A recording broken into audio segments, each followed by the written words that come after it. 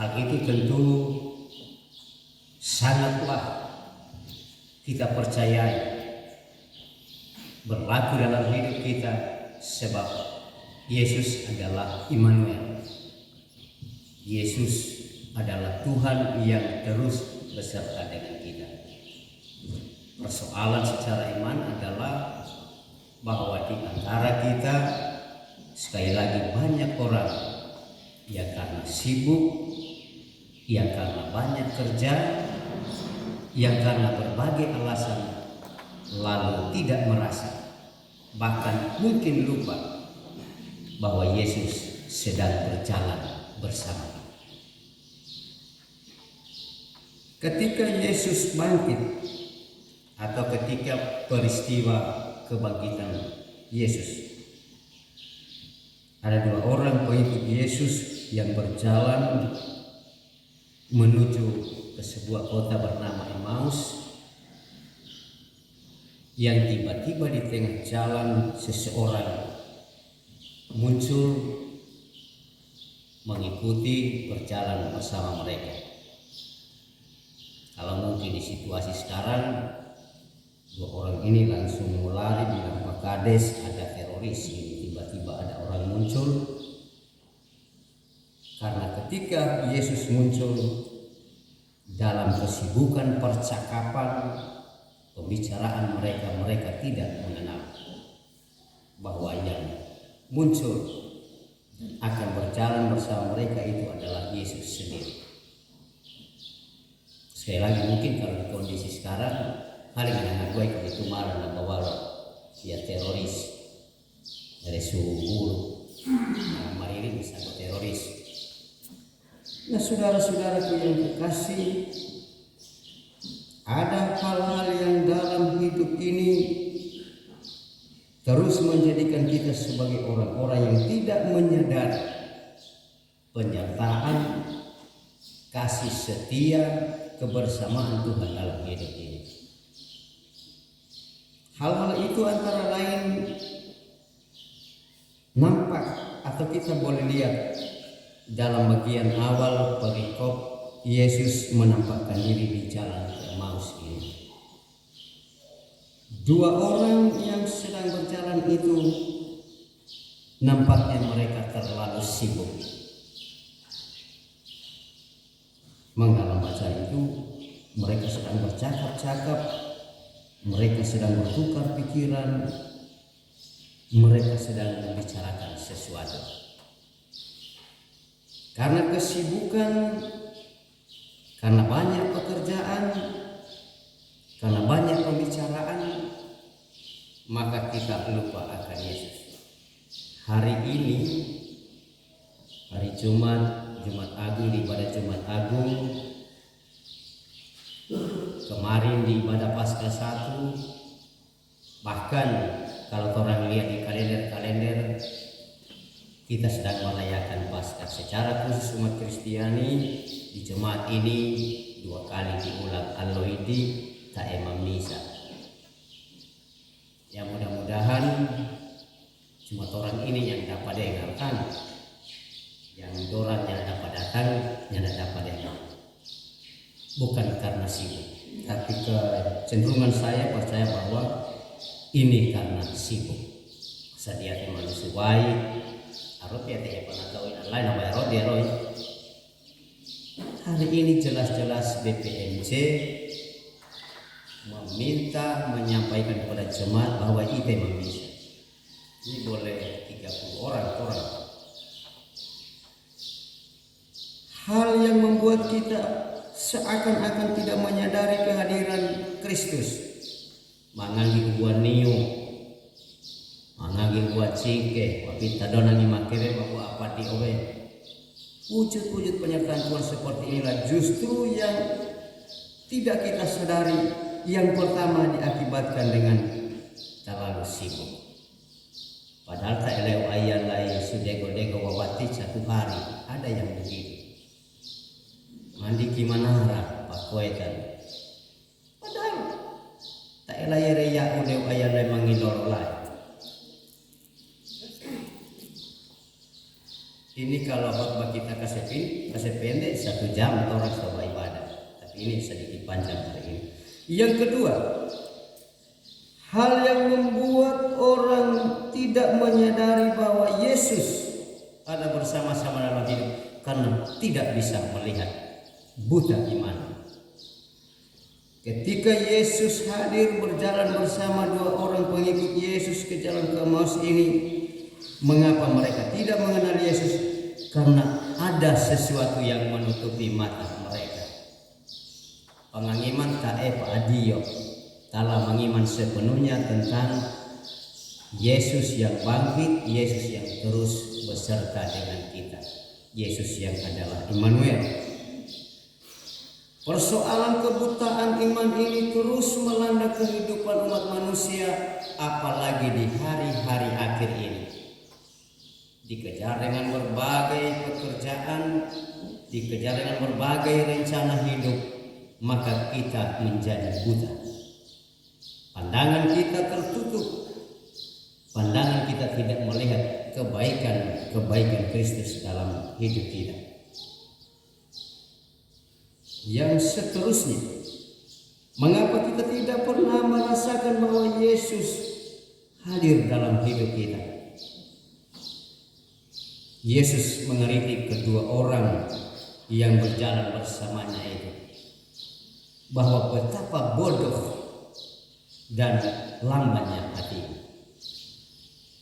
Sebuah tudingan yang ditujukan Yesus kepada kedua pengikutnya ini juga merupakan tudingan kepada kita.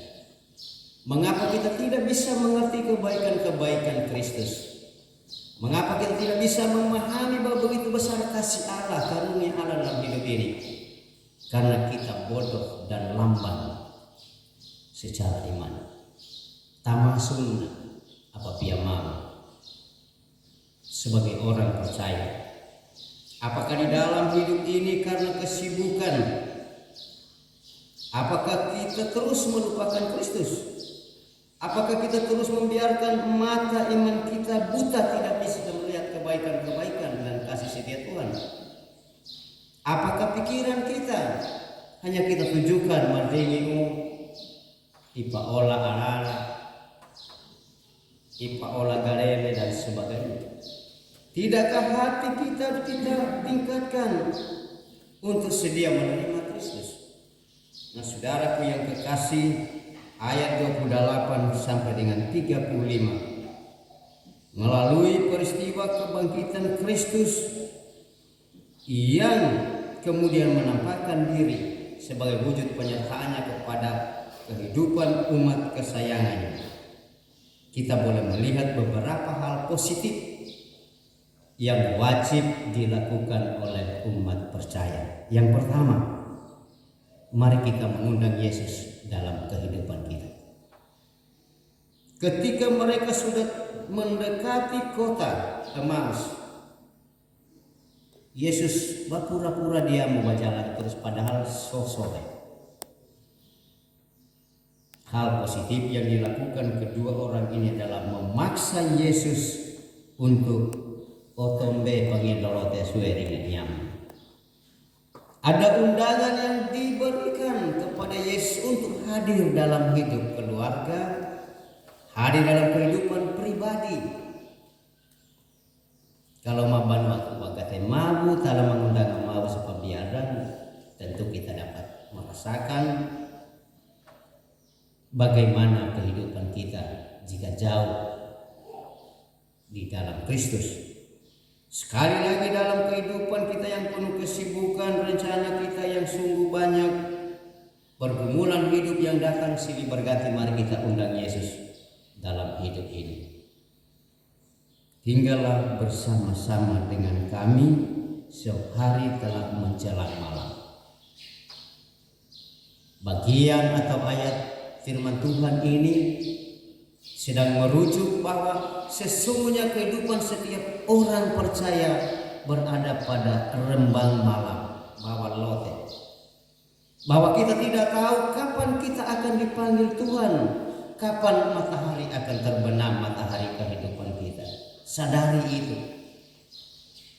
Dalam khotbah kemarin Ibu Pendeta lagi bilang, jangan menunda-nunda, jangan berharap kasih karunia Tuhan. Orang mau tahu sabantar sore penatua karunda dipanggil pulang. Tidak ada yang tahu. Sekali lagi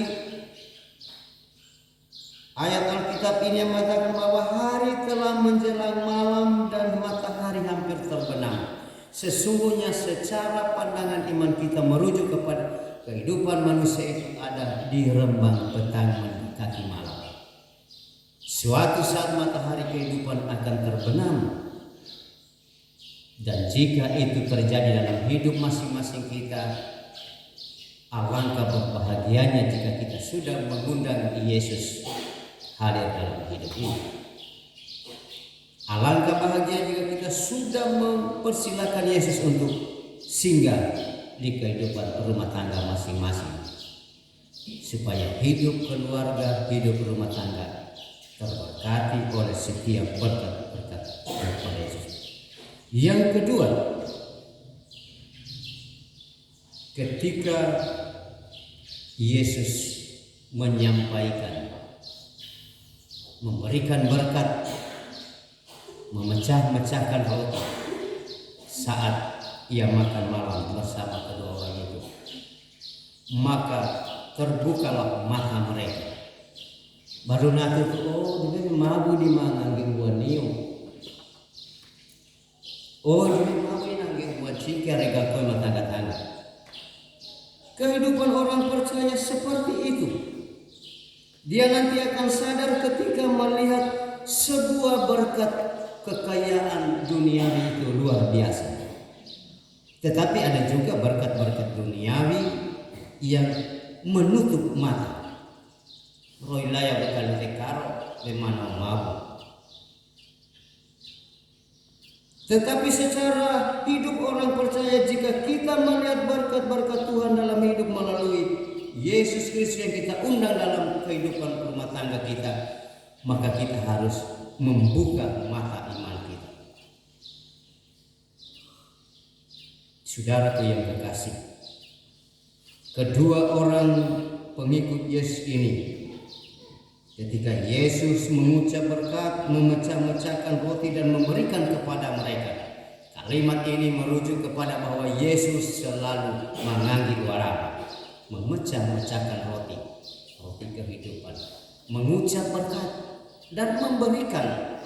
Jadi dia nak makan sendiri tapi berikan kepada umatnya. Tidak bisa kita sangkal, kecil, besar, banyak, sedikit, semua mendapatkan berkat Tuhan. Karena itu bukalah mata iman kita untuk menatap Yesus yang sudah bangkit menyelamatkan kita dari dosa kita. Yang berikut hal positif yang harus umat percaya lakukan. Kobarkanlah hati dan iman kita. Bukankah hati kita berkobar-kobar ketika ia berbicara dengan kita di tengah jalan dan ketika ia menerangkan kitab suci kepada kita? Kecenderungan umat percaya sekarang ini, ketika firman Tuhan disampaikan ma'aroba mata. Nasyallonena desi panita pidilai mata tu orang pakai Sukadera, orang pakai Sumeda. Tidak ada perasaan semangat hati yang berkobar-kobar dalam menerima kebenaran firman Tuhan. Tetapi ma'ala leonang, ma'alobaman. Ya pagang patah acaman nase, ya itu lima ira-ira. Ipamu ada sini nanga amat ilan. Mari kita kobarkan hati dan iman kita dalam rangka menerima setiap kebenaran firman Tuhan dalam hidup ini. Mulailah berubah. Nah diri amat ilan di sabang.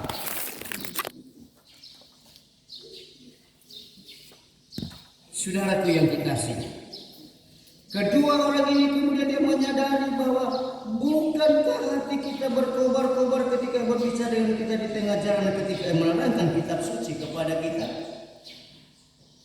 Sekalipun terlambat ada kesadaran bahwa ketika menerima firman Tuhan, ketika mendengarkan sabda kebenaran, siapkan hati, kobarkan iman, supaya berkat kebenaran firman Tuhan menjadi berkat rohani dalam hidup kita. Saudaraku yang kekasih, pada bagian akhir ayat 33 bacaan kita hari ini, hal berikutnya yang dapat kita lakukan. Mari kita bangun, kita action, dan kita bersaksi. Lalu bangunlah mereka dan terus kembali ke Yerusalem. Di situ mereka mendapati kesebaran dan seterusnya. Ketika setiap orang yang merasa mendapat karya keselamatan melalui kebangkitan Kristus, ketika hati kita dikobarkan oleh kebenaran firman Tuhan, mata iman kita terbuka. Yesus ada dalam rumah tangga kita. Jangan cuma sampai di situ. Mari kita bangun. Mari kita bekerja untuk pelayanan dan pemberitaan firman Tuhan. Kita bangun untuk bersaksi, beraksi, melakukan misi pelayanan Kristus di dunia. Ya, terima kasih banyak, ada 50 sekian orang yang bersedia bangkit, bangun, menjalankan tugas pelayanan gereja Tuhan di jemaat ini. Itu artinya bahwa ada respon bagi kita untuk kita bangun, kita mau beraksi, pergi ke Yerusalem memberitakan firman Tuhan sebagai bagian daripada perintah Yesus ketika sesudah ia bangkit. Jemaat Tuhan yang kekasih, hidup ini butuh kehadiran Kristus. Hidup ini butuh kita membuka mata untuk melihat kebaikan-kebaikan berkat-berkat Kristus. Dan hidup ini hendaknya penuh semangat secara iman. Kobarkan hati kita dan mari kita bangun untuk bersaksi, melakukan pekerjaan pelayanan, kerja yang Tuhan berikan kepada kita. Yakin dan percayalah bahwa dengan melakukan hal-hal yang saya sampaikan melalui khotbah ini, berkat Tuhan menanti di setiap kehidupan orang percaya. Hari ini, besok, dan selama-lamanya. Amin.